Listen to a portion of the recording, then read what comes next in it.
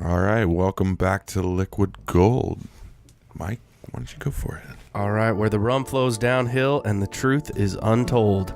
Welcome to Liquid Gold. That's a good one. We are excited. We're back here at the We Own This Town studios, presented by We Own This Town. Thank you so much to Michael Eads, our producer, and to Taylor over here from Best Brands for bringing our friend and the administrator / president / chancellor of rum. Mr. Ed Hamilton is here, and we are super excited. Thanks for being here. Thanks for inviting me. Yeah, this is awesome. We've got a lot of rum to taste here. Hope you enjoyed our shots episode where we talked about the tea punch. So do check that out. We are at @liquidgold_pod on Instagram. My name's Mike Wolf.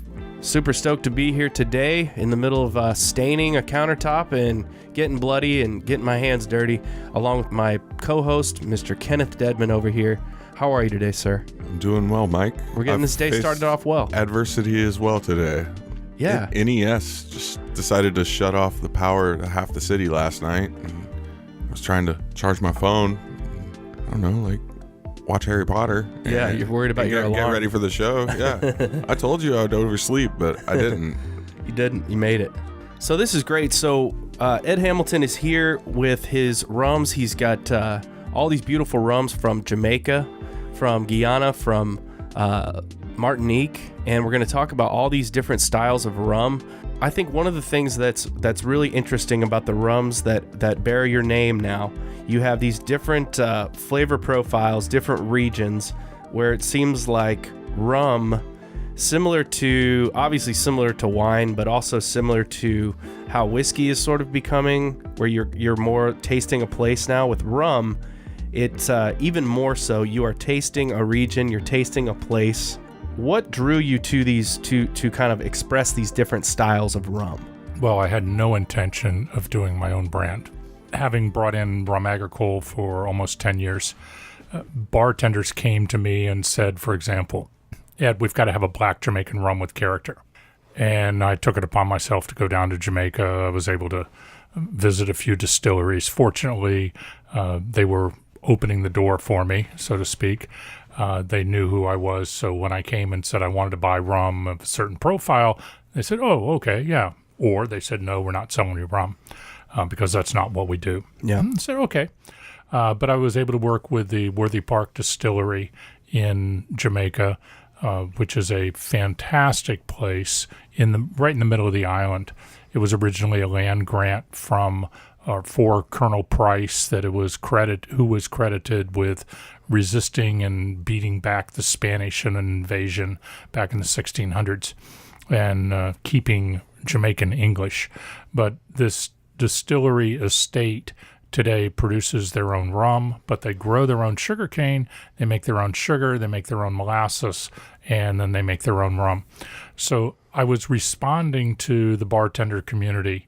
You guys got the email or maybe the text that Tiki is back. Yeah.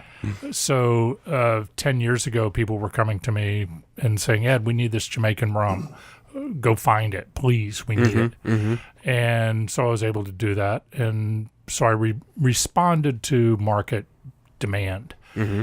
And I did the black rum, and the first bartender to taste it said, Ed, this is great, but it doesn't look so nice in a daiquiri and a champagne coupe. Looks like somebody shit in the glass. Yeah, put it in a coupe. Looks like poop. So bring it to us in a gold. So I did a gold, which was just a different caramel. Mm-hmm. But in that process, I met the Sethnus family, who owns the biggest caramel company in America, probably in the world, definitely in the world, and learned more about caramel coloring and how all these things work and how it affects the flavor and taste of a rum. And the Demerara rums, I was the importer of Lemon Heart. That went away for a while. There was a demand. I had to fill it. And so I started doing my Demerara rums. And then people came to me and said, we need a Navy strength rum with character. Mm-hmm. So I blended the Jamaican and the Demerara, and then I have a Navy strength, 114 proof Navy strength. People didn't want to just blend the 151 and the 93 proof Jamaican. they didn't trust their bar backs to do it properly. right. So I ended up blending, and because I was blending those two rums, I had the opportunity to change the proportions of the blend, and it ended up being 60% Demerara, 40% Jamaican, which turned out to be a much better blend than if I had just done the normal 1 ounce of Jamaican and 0.5 ounces of Demerara. Mm-hmm. Yeah, we should hit that. Yeah, the Demerara. I'd like to give you props. Or the Navy strength. Do you have the Navy strength over there? I do have the Navy cool. strength. Cool. And I think that one thing I can add on top of that, with the Jamaican black style, with the black rum, why would a bartender ask you for that? Why would a bartender inquire about that? Well, it's because it has all these funky kind of tropical flavors that give a really nice punctuating note on top of citrus juice, maybe passion fruit, all these tropical flavors that you want to add in a tropical cocktail. And these rums really hold up to that. I've definitely experienced the black rum in a tropical drink, and it does wonders to kind of hold up to some big flavors. Gotta give you props, Ed, on the actual, like, paying tribute to Demerara and what it actually is, because a lot of bartenders don't know what Demerara is, and to educate all of us dumb fucks out here, the Demerara is a reference to the Demerara River in Guyana. Right. It's a region in Guyana. And when I started looking for my own 151, I went to a lot of different distilleries.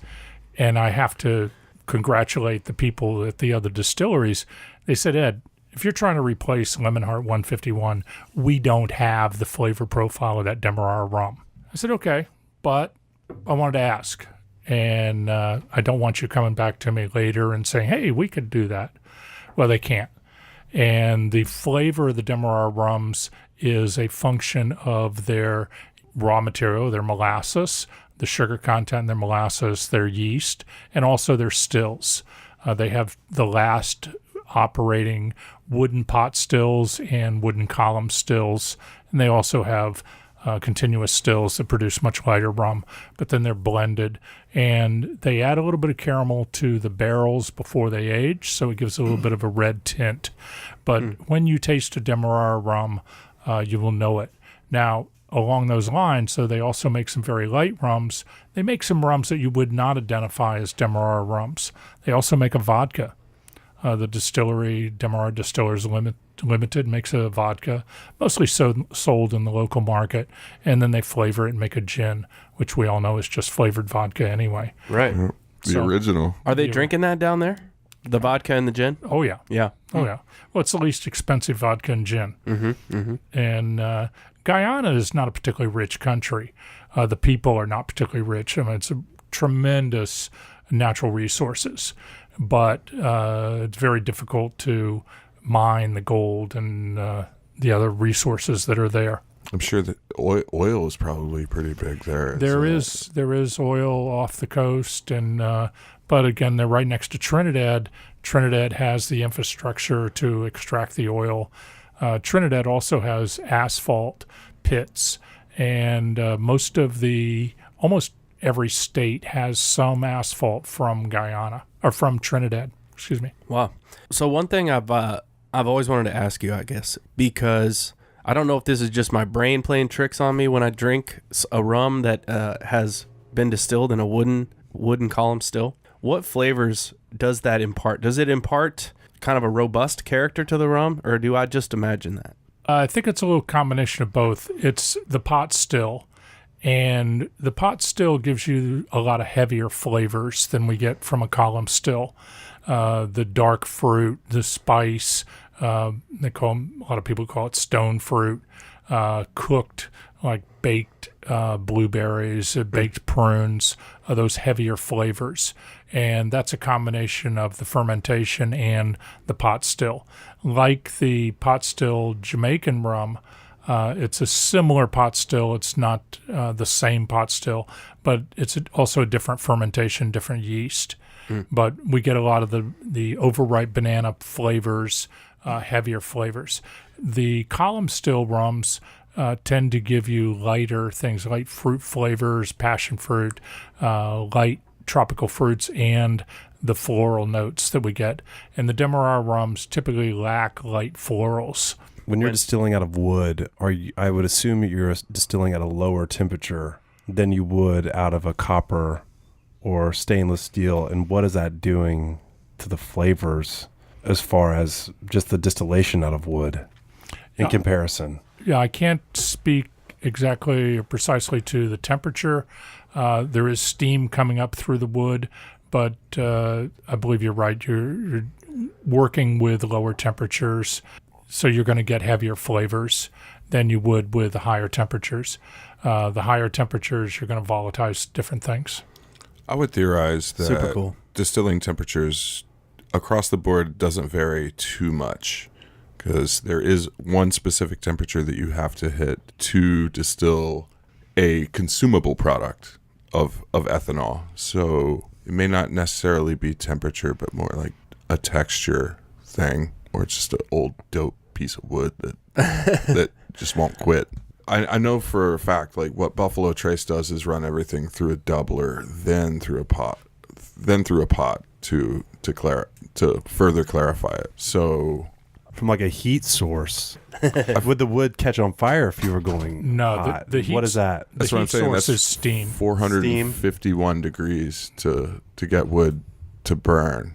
Right, but And- we're only working with steam. Yeah, very interesting. And I think Yeah, it's cool shit. one thing that you touched on with the tasting notes of the Jamaican rum and also the rums from Guyana, you're talking overripe bananas with a lot of the Jamaican style rums. You're talking overripe and stewed, maybe left out on the counter a few days, blueberries, stone fruit, stuff like that, which lends itself to spice. If you were a pastry chef and you have a bunch of overripe bananas, you're probably going to make banana bread. You might add a little cinnamon.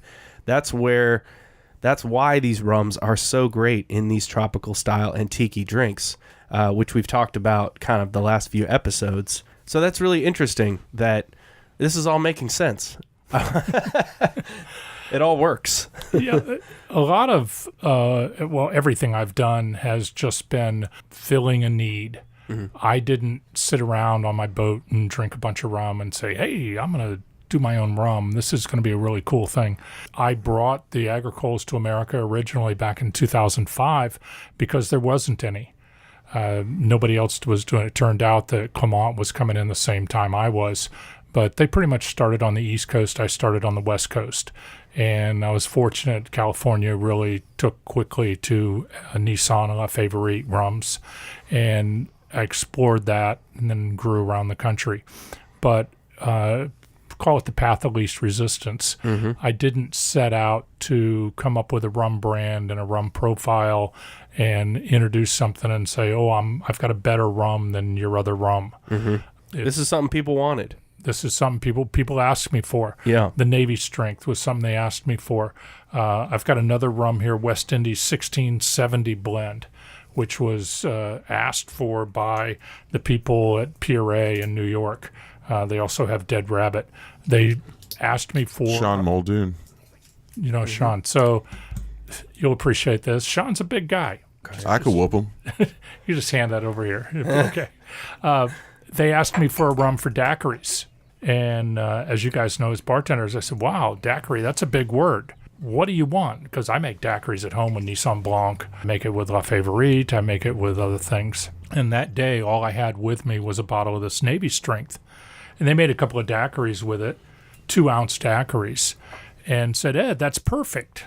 Well, I know better than perfect. I said, yeah, but that's 114 proof. You can't be serving daiquiris to little old ladies that come down to the pier to have a daiquiri with their fish and chips on the pier. I mean, it's a beautiful place, beautiful scene. You can see the Statue of Liberty, but don't you want these people to have 2 daiquiris not instead of 1? Uh-huh. And they go, yeah. And I said, well, the problem here is you guys are professional alcoholics. And I'm a pretty good-sized guy, but all of these guys are much bigger than I am. Mm. And much more seasoned to large drinks. So we ended up, finally down to 84 proof. And I did another blend of the Jamaican and the Demerara rums at 84 proof. It was originally called New York Blend. Now that's only sold in New York. But in homage to the Demerara distillers and the people at Worthy Park, both of those distilleries trace their history back to 1670. So I have a West Indies 1670 blend. I've never tried this, so this is the first on liquid gold. First time I've tried it. This is fucking insane, bro. Yeah, shout out to Sean and Jack. Yeah, they're great guys. And the rum is doing okay in New York, but not everybody loves New York. And I knew that going into this project, but Texas asked me and other people asked me. Interesting to me, I waited a couple of years to rebrand this as West Indies 1670 because people like Marie at Tonga Hut said, oh, great, New York blend. I don't have to explain where the West Indies are to people in California. Oh.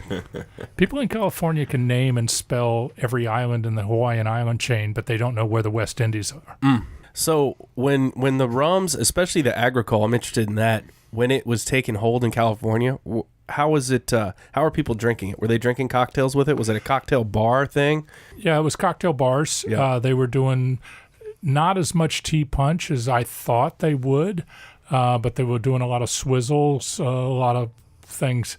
And one thing I was able to pick up very early on, do not tell bartenders how to make a drink. Yeah. I said, here's a tea punch. I'm not a bartender. I don't play one on the internet. Here's how we drink it in Martinique, but you're welcome to do whatever you want to do with it. Yeah. And they came up with all kinds of great things. I always thought if you're going to tell a bartender how to make a drink, do it in sign language. Really? Why? Yeah. Shut up. Yeah, I saw. Well, we need help too. I watched a lot of other brands, and back in 2005, there were a lot of the cocktail, call it the cocktail revolution. There were a lot of brands coming to the market, and everybody had their signature cocktails. And you guys are bartenders. When somebody comes in with a signature cocktail list, what's the first thing you do with that list? Burn it? I don't know. You glance Grab over the it. torch. Yeah, glance over it to see if there's any products in that list that you hate Yeah. or love, and then kind of move on from there. Mm-hmm. You taste it and you say, "Yeah, I've got a drink now, and maybe this would be a better substitute for what the other product that I'm using." But rarely have I seen a bartender go, "Oh wow, a traditional Martinique signature cocktail. I've got to put that on my cocktail list." Yeah. So I met you. This must have been about 7 years ago or so, at the Holland House in East Nashville. We were very into kind of that next wave of tiki, the resurgence. We were making tiki drinks. We had a palm tree on the menu. We had a blender station in the back, which was hilarious. So if you were sitting at the front bar and you said, "I'll take that Missionary Downfall that's on there," we'd say, "Oh, Missionary Downfall." And then we get passed out Missionary Downfall. I get passed to the back of the room. Somebody would walk back to the blender, and then they'd say, it'll be about 15 minutes. And it was kind of hilarious. But when you came in to do a tasting with us, and I'll never forget one thing that you said. Well, a lot of things, but the one thing that really stuck out, because we were making, everybody had their version of the daiquiri, and that was like, oh, I like to do a little tiki bitters, maybe a little Smith & Cross, a touch of grapefruit juice, a little spice here. And I remember somebody talking about Smith & Cross, and you said, "Smith & Cross? That shit will kill you." Did I say that? Generally, It's strong. It's strong. Generally, I'm quoted as saying it's unfit for human consumption. So there's an example of a product that was not designed. Well, the Wedderburn and Plummer rums were not designed, not distilled in Jamaica to be consumed straight. They don't drink them that way in Jamaica. There's a little bit of history in the making on this, because initially the label said it was made at Hamden Estate in Jamaica. But now Eric Seed and Jake Parrott are saying, no, we never said that. The Hamden Distillery is a fantastic historical place, but using wooden fermentation vats accumulates decades of all kinds of insect and animal larvae and decomposing bits in the bottom of the tank. They say, we never clean it. We can't. There's no drain in the bottom. We just siphon out from the top and down to a few inches and then fill it up again. there's something inherently wrong with that. Yeah. And the product that Hamden used to make, now things have changed there a lot recently, but before they started making Rum Fire, they made a high ester rum. And when I was there, they wouldn't let me taste it. They said, no, man, that's not for drinking, that's for blending. So these heavy rums, and I was just in Miami a couple months ago, talking to people from Rums of Jamaica. And they said, no, we don't drink these rums, these high ester rums. They're not designed for drinking. They're designed for blending. But Eric thought it would be great, and I applaud him for pushing the pendulum as far as he did. But what I'm seeing is people are starting to investigate a little more and saying, I've had a couple of bad nights with that, or bad mornings. Great nights, bad mornings. Yeah, I have too. What's going on with that? I go, well, I don't want to be the bearer of bad news, and I'm not trying to destroy the guy's brand, but he had never been to Jamaica and visited the distilleries where it's actually made and seen how it was made.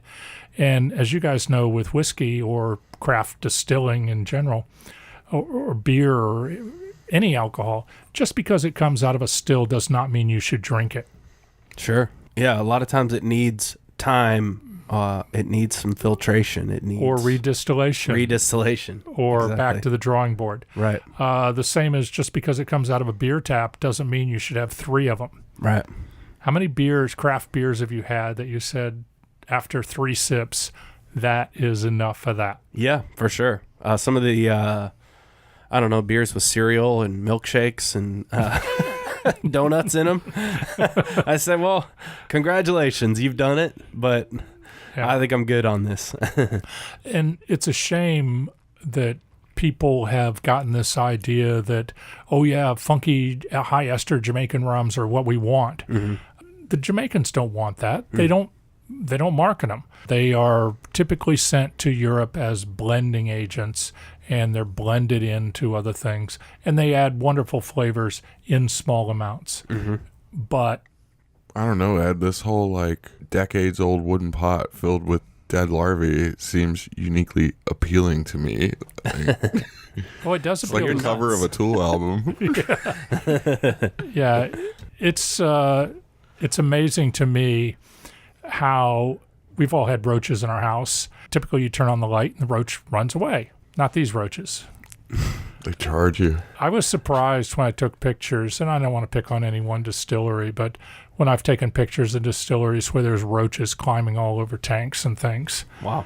And I think, okay, well, how do you get rid of the roaches? If you start putting out traps, roaches are going to go in the traps, collect poison. And spread, yeah. And then they're going to spread that. Do you want that going into your fermentation tank?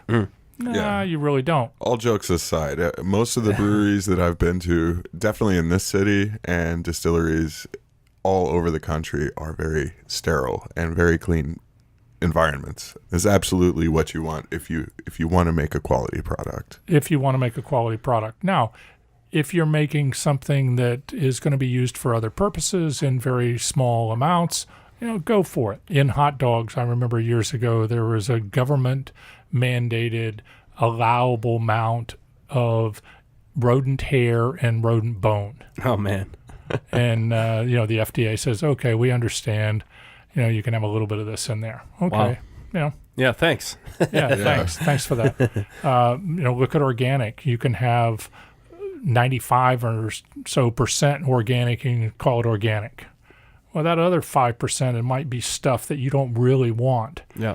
So as an importer, I only go to places where they have real standards, and I want a repeatable product, and I don't want to have to worry about any kind of liability from untold things in the alcohol. Yeah. And it's important. Yeah. It's like you're a pride broker. I never thought of being a pride broker. I am proud of the products that I do, and I'm proud of the people that distill them, and that's why I'm so transparent. The first thing I ask people is, can I tell people where this came from? And can I show pictures of it? And if they say yes, oh, great, we can do business. And if they say no, well, then nice knowing you, we can't do business. And then I've been to places that I just said, no, I'm sorry, this is unacceptable. Yeah. Yeah, transparency is very much appreciated. So there's a new-ish article in Savoir magazine, which is still on stands. I got a subscription for Christmas, and so it showed up at my house. And it's a beautiful magazine. They do a great job. And I was just, I don't know if there was anything on the cover that mentioned you, but I remember looking through the magazine, and there you were. And I jumped out of my chair, and I was like, babe, look at this. It's Ed Hamilton. He's in the new issue of Savoir. And so I kind of had to, wait till the kids went to bed and kind of had to set it off to the kitchen table. I'm gonna have to come back to this and really dive in. It's a beautiful article. A lot of it centers on Martinique and the rums that you have imported from that area, and we touched on it a little bit in the shots episode. But what is it? We've talked about the Demerara rums, the Jamaican, the West Indies blend. But what is it about the Martinique rums that is so special and different from the other rums? Well, unlike all of the other rums, those are made from sugarcane juice as opposed to molasses. Mm-hmm. Fresh sugarcane juice makes a difference. And then attention to detail, using the right yeast, monitoring the distillation, and that's what sets Nissan apart from the other rums on the island. La Favorite and Nissan both have a 3-day fermentation, and using a long fermentation and then paying attention to the freshness of the cane and then the distillation really makes a difference. I was very fortunate that Savoir contacted me and said, we want to do an article about you going to select barrels somewhere. Yeah. And it took almost a year to get the schedule together, and finally they said, hey, we've got to do this. So last June we went down. I didn't know that they were going to bring a photographer down, M.B. Kuth, who turned out we have a lot of mutual friends, and turned out to be just a lovely, great woman. And she made me look pretty good in the article. Yeah, so, yeah, it made me want to go down there. It was pretty amazing.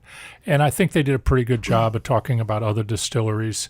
They needed to paint a picture of me as this adversary to everybody else on the island or to the other importers, which isn't the case. Mm-hmm. I don't care what Ben Jones does or doesn't do. He does his thing and I do mine, and he imports rum and I import rum. I let the rum speak or taste for itself, and I'm very proud to be doing what I'm doing. That experience, I went down there with the idea of buying a few barrels, and I ended up buying almost 3 times what I expected.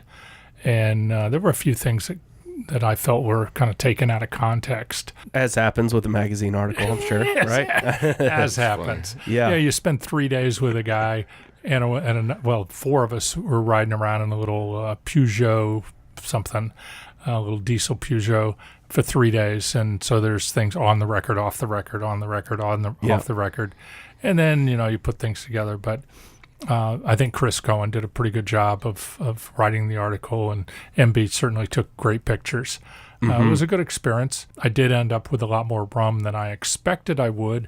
One of them was the Vu that we tasted during shots. I also have an organic from Nissan, and then I picked up a few barrels. It was interesting to see the writer's face as I was tasting the rums. We were doing this at 10 o'clock in the morning. He wasn't used to drinking 100 proof rum at 10 o'clock in the morning. Yeah. Everything I tasted, I said, I knew this was going to happen. He's bringing out great rums. How can I say no? And I said, here, you taste these things. You tell me, which of these wouldn't you buy? Yeah. And then the photographer came over, and she tasted them. She goes, oh, yeah, you got to. They're all pretty good. They're all pretty good. Yeah. Which one are you going to say no to? And it was a good experience. I enjoyed working with them, and I'm continuing to work with the photographer on some other projects. Oh, cool. Well, it's a beautiful article. Definitely recommend you checking it out. Savoir Magazine on newsstands. And they only do now, I think, 6 to 8 issues a year. Used to be monthly, and now they've kind of scaled it back. But each edition, they put a lot into it now. And it's they did an ocean edition last summer, and it was just gorgeous. It was about all seafood around the world. And so, shout out to them. They do a great job, and they really capture the romance of Martinique. And we talked a little bit about that, but is that just the tradition of making rum there and the agricultural tradition there? Is that what it is? Well, why is it so elegant, and is it the shorter fermentation times? Now you mentioned that. Well, they do also Martinique also makes a lot of rum from molasses. They don't talk about that. That goes to punches, and it goes to cheaper rum in the stores, labeled as traditional. But Martinique started making agricole when the price of sugar dropped. Sugar beets in Europe really put a hurt on Caribbean sugar prices back in the 1880s. And there was a time that the production of sugar from sugar beets equaled the production of sugar from sugarcane. But because of transportation and the market being primarily Europe, or a bigger market in Europe, the cost of sugar from the Caribbean really dropped, and people couldn't make money making molasses and making sugar, so they started just making alcohol. Alcohol sells. Yeah. It's usually consumed. And then you've got a more valuable product in a smaller space, so you can ship it. And then they started developing the aging, and over time that grew into what they call now rum agricole over the last 100 years. There's some people in Guadeloupe that were trying to make a blend of molasses rum and agricole rum, which doesn't make tremendous sense to me, but maybe for economics it made sense to somebody. But the island today is recognizing that agricole is part of their heritage, and they need to protect the sugarcane fields. This is bringing tourism, it's bringing dollars, it's bringing culture, it's preserving the culture. Let's not just plow under all the sugarcane fields and turn them into condominiums for tourists, which is a fantastic thing. Yeah, that's great. Do you find, we talked a little bit about craft whiskey out here in this region, whiskey in general. Do you find, because what we've seen, I'd say the last 3 years or so, 3-4 years, the whiskey producers getting into finishing barrels with cognac barrels, and some people would call BS on that, or just say they're just trying to put a new product into market, which is somewhat true. But do you find that the rums in the Caribbean, are they looking to some of those more experimental ways to finish rums? What are you finding because you're boots on the ground down there? What are you finding down there lately? Yeah, people are looking at it. The biggest producers are doing it in very, very small production, like Bacardi. They've got a couple of different things, experimental things they're working on. But the smaller distilleries are looking for a way to differentiate themselves. And so they might do other things. Richard Seal in Barbados is doing a bunch of different cask finishes, but it's small production, it's expensive. I imagine shipping in the islands, period, is ridiculously expensive. Yeah, like moving bottles, moving barrels, getting barrels. It's got to be a whole different ballgame than what like the American whiskey market faces. Right, it is. Getting barrels down there in good condition from other places, and you pretty much have to buy a container load of anything. When I bring in rum now from for these products, I'm bringing in 20,000 liter tanks. And because of the economy of scale, if you don't bring it in larger volumes, your shipping costs are too high. Yeah, that's tricky margins, especially in a place that's like prone to natural disaster as well. Yeah, like hurricane strikes and all the other things that go into it. I am in a very, very unique position to have access to some great products. And well, you're a cool guy. You're easy. It's easy to get along with you. So I imagine you don't face too many of those. Some people think so. Not everybody thinks that way. But send the haters my way, bro. But I'm really lucky that I work with a very good bottler. So all the Hamilton rums are bottled in upstate New York. And I'm working with a guy who's a chemical engineer. He understands quality control. His water comes from a well, never been part of a municipal water supply, so he doesn't have the challenges that you have getting rid of chlorine and fluorine and variables that your city water supply hits you with from time to time. Oh, we had a water main break. Now you're going to have a bunch of extra iron or extra color in your water for a few days. Sure. Yeah. Well, it's not a big deal if you're brushing your teeth, but if you're making whiskey, excess iron in your water is a problem. Right. So using well water. So I've been able to work with people that are kind of on the front edge of the quality control and being able to deliver. One of the challenges I see with most small companies is once they start to build the brand, they run out of product. Yeah. And Yeah, we've seen Common. Pretty common. with plenty of brands across all spectrum. right. And that's the number one thing that kills you. Yeah. And you guys quit putting it on your menus. You quit putting it on your bar. At the distributor side, they go, yeah, we'll wait till you get more, and you just lose momentum. Yeah. I'm faced with that now. I've got a couple of products that I'm going to be out of for a month. A month isn't the end of the world. Yeah. But since 2015, I haven't run out. In a busy place, it's long enough to be forgotten about. You're gone. Yeah. You're gone. The older rums from Martinique, the Reserve, I'm going to run out of possibly later this summer. But I'm going to work through it. But the Hamilton rums, I've been able to maintain inventory. And I've been, I think, very lucky. But the other part of what I've been able to do, because I'm an engineer, and not that I'm a good working engineer, I'm a guy that can't keep a job. And my boss years ago told me, you go find something else to do. You'd be a lot happier. Were you surprised that possibly your background as an engineer helped you when you were working with this bottling? Oh, yeah. These bottling folks out of New York. So it kind of came back around. And oh, yeah. All my life, being an engineer has saved my butt so many times. I mean, I literally got hired off a bar stool in Singapore when I was broke. Yeah. In 1980, 81. Sounds like a good song, man. To run a boat that I had absolutely no business running. Yeah. But, I did it and didn't wreck anything. But one of the other things that I looked at was failure analysis. And continually, I look at why have other brands failed? What's going to go wrong? How can I prevent problems from happening? Mm-hmm. And the failure analysis side says, don't run out. Wow. Well, this has been great. We have. Yeah. All right. The time has come for Booze News with Kenneth Dedmon. News to, according to VinePair.com, Americans need to chill out on the sweets. Like, chill out on saying that they don't like sweet stuff. This is a common bartender thing. People just straight up tell you that they don't like sweet stuff, then order a Negroni, which is absolutely a sweet fucking cocktail. And if you get it from me, it's even sweeter because I'm going to sell you a double. 20 grams of sugar. A test market of like 200 people, 180 preferred a fruit forward Zinfandel. Blind tasting to a very dry, boozy Cabernet. It's the truth. Yeah. All right.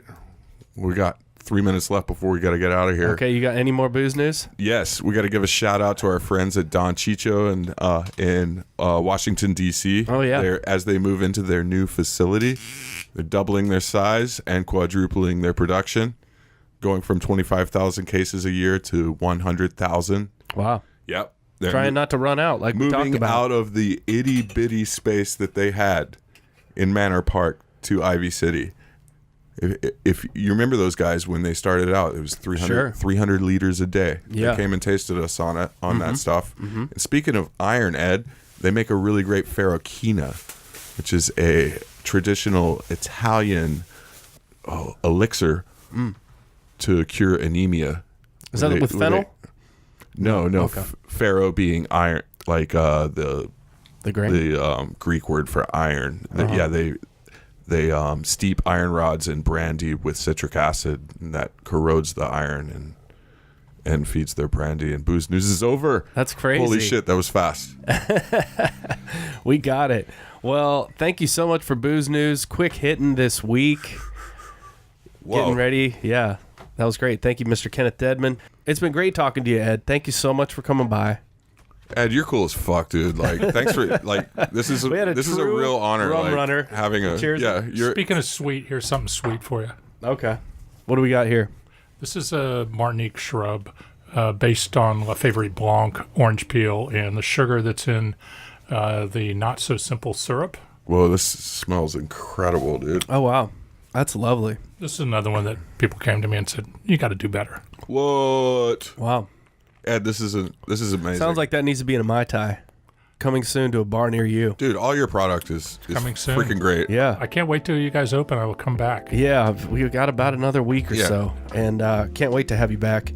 We got a couch His, for you. his rums will be available here in Nashville. Thanks to Taylor from Best Brands for coming over here and, Hell yeah, and Taylor. bringing all this Thanks for rum. lining this up, bro. The Jamaican Pot Still Black, the Jamaican Pot Still Gold, the West Indies blend. We're talking Neeson Organic. Yeah. And so there's a lot of great rum coming to Nashville, and I do believe Nashville is about ready for it. It's gonna What do you think? explode. I hope so. Well, this is the moment. This is do the it. moment. This is the episode to remember. Oh, nice. Yeah, I'm really lucky to work with Best Brands and be working with you guys. So Yeah. continued success. I look forward to coming back. Yeah, awesome. Thank you Thanks, so guys. much. Thank you. All right, we love your rums. Kenneth, love you, buddy. Love you too, Mike. All right, Love thanks you, to Ed. We Love Own you, This Taylor. Town and Michael Eads. Thank Thank you, you, Michael. Taylor. And find us again at liquidgold_pod on Instagram, at Chopper Tiki. I'm Mike Wolf for Kenneth Dedmon. We will see you next time. Hey, Ed, I got you a scratch off.